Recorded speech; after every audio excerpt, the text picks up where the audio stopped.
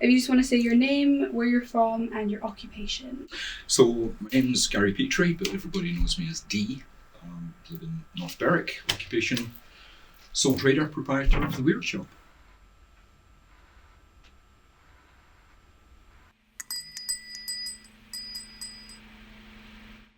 It's fun. It's hard work. Don't try to be spooky. The one thing that lots of shops that I've been in the past who are kind of similar to us, it's all that sort of dark and mysterious. Just don't. It isn't meant to be that. It's just another spiritual path.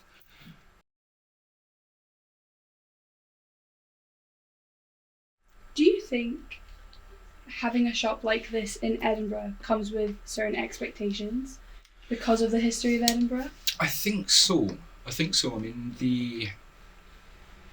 there is a long tradition of magic, witchcraft, for want of a better term, spirituality. So a lot of the,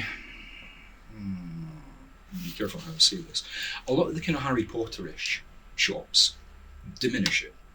And I find that as offensive as going into a shop that's selling plastic Jesuses for a laugh. It is a spiritual face that people do take seriously. If people are coming in for advice and stuff, make sure it's right, which is fairly self-evident, I suppose. And I think it can be a little bit dangerous if you're just making stuff up just off the top of your head. So.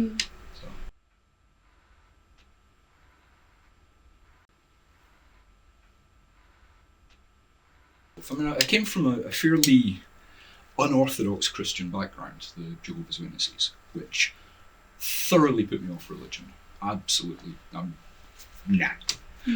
But left me with the sense that yes, there is something there. On the other side of it, my granny, who was straightforward kind of Bunnet and Peony Church of Scotland, every Beltane and Samhain would leave offerings out for the fair folk. We had a rowan tree, a clutie tree, in the back garden. So anytime she was wanting something or she was stressed, she'd tie a clutie onto it. So it was perfectly natural. But if I'd mentioned the word witchcraft in front of her, there would have been hell to pay, literally hell to pay.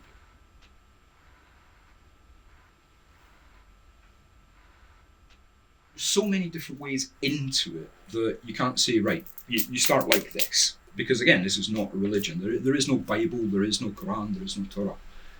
If you have an inherent connection to sort of stones, then see the one that you're drawn to and use that almost like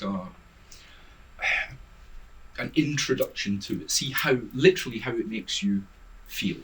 When it stops being just an object in space and you can actually feel again, I sound like a ghastly hippie, but feeling the energy of it and the way that it resonates in you.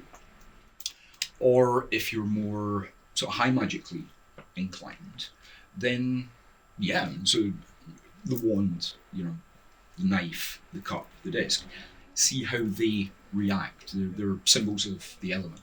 And again, nothing more than symbols. A wand is just a stick, but it's an extension of your willpower. The cup is just a cup, but it's the extension of your subconscious.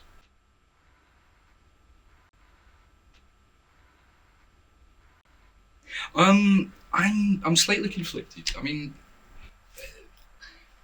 there is an awful lot of absolute rubbish out there on the internet, on witch talk, on social media.